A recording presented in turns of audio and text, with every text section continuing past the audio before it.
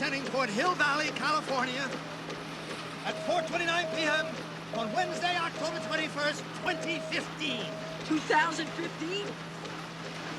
You mean we're in the future? Well, here we are. Today's date is October 21st, 2015. That means that today is the day that Marty McFly and Doc Brown travelled from the year 1985 to the distant future in Back to the Future Part 2. 2015. Man, that seems so far away when I was a kid, but as I'm coming to notice, most of my favourite futuristic movies are now either set in the past or are rapidly approaching the present. But the fact that I'm still talking about these movies so many years after they came out, not concerned with them being dated in any way, just shows how timeless they truly are. Back to the Future is a trilogy that I have loved ever since I was a child. They're movies that defy genre, combining comedy, science fiction, action, adventure, high school drama, even a western at one point. It's light-hearted and idealistic, and great entertainment for children and adults alike. It's a trilogy where each movie fits into the other so well that I don't even see them as three different movies, but as just one film split into three parts. It's the kind of premise that just captures your imagination.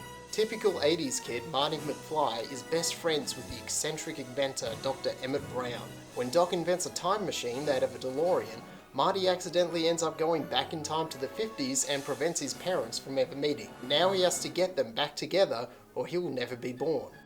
So what we have here is not just an interesting examination of the grandfather paradox, but also a great look at the generation gap between kids and their parents. What would it be like to meet your parents as kids? Would you like them? Every kid thinks that their parents were never young. My parents are old squares, they were never cool, they're never with it. It's my mum, she'd never drink or smoke or chase boys. That's what kids do.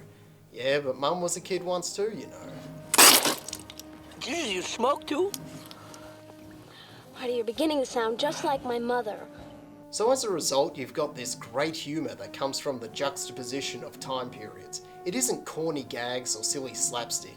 It's examining the difference between the strict and conservative 1950s, when teen culture and rock and roll were in their infancy, and their clash with Marty's modern 1980s sensibilities. This plays into everything from the more obvious jokes like people being appalled by Marty's loud rock music, or being confused by his modern slang, all the way down to the more subtle gags like Marty trying to twist off a crown cap.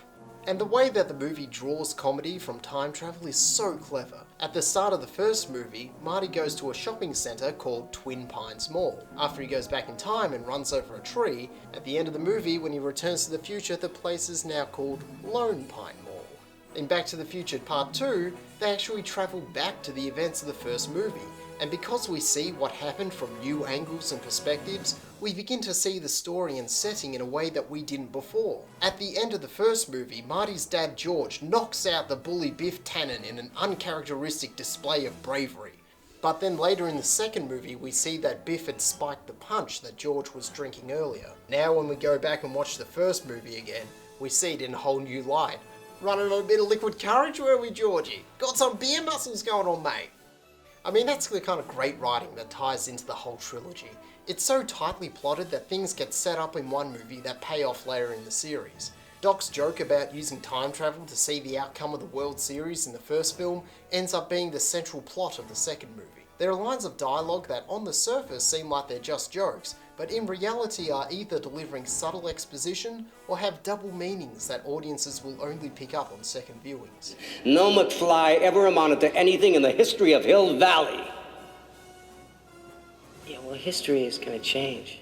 And everything manages to tie into the concept of time. Marty is never in time for school, Doc's house runs like clockwork, Clara is late to see Doc leaving town, every plan always has to be enacted at just the nick of time, like Marty having to start driving at just the right moment to reach the clock tower when lightning hits at just the right time.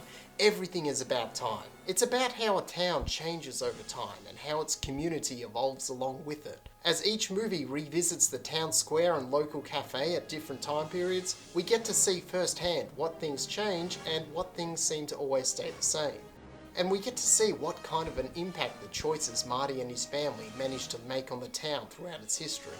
And I think that's the main message to take away from this series. How do the choices you make in the past affect your future? Time travel is a great literal way of showing how different choices in life will affect life's outcome. At the beginning of Back to the Future, Marty's family life is miserable, and it all stems from the fact that Marty's dad George is a pushover nerd who basically lets people walk all over him. Even as a grown man, he still lets his high school bully Biff blatantly take advantage of him. Hello, anybody home? Think McFly? When Marty goes back in time, he teaches his father how to stand up for himself and take control of his life. When Marty returns to the future, his family life is now happy and successful. And that's a great moral. Take control of your life, make good choices, and don't let the Biff Tannens of the world dick you around. The series uses these alternate timelines to explore all the different ways past choices will affect the characters' lives. You've got these incredible performances from actors who have to play so many alternate versions of themselves. I mean, just count. Over the course of the series, Thomas Wilson has to play grown-up jerk boss Biff, high school bully Biff, new timeline nice guy Biff, crotchety old man Biff, and his alternate timeline corrupt billionaire Donald Trump Biff. Not to mention he has to play Biff's grandson and great-grandfather as well. So you've got this incredibly diverse performance, as well as a great exploration of Biff's character, because you get to see all the different sides of his personality from all the different ways his character could turn out. And you know what? It's that exploration of the characters that's the real heart of these movies. I mean, everything in these movies is good, from the seamless special effects, rousing music and fantastic production design. But the thing that I've really come to appreciate about this series is that it has heart. It's not just gags and special effects. The series has a great fondness and even sentiment for its characters. Marty makes for a great everyman teenager. He's hip, but the odd one out. He's not too bright, but he thinks on his feet. He tries to do his best, but his pride is quick to offend. He's short, but he's got attitude. And he makes for perfect grounding for the Doc, who is eccentric and harebrained, but also earnest and sincere. And when you put them together, you get the kind of chemistry that might just make them the greatest bromance in the history of cinema. And it's that kind of affection that just oozes from every single frame in these movies. And that affection is why the Back to the Future series will always stand the test of time.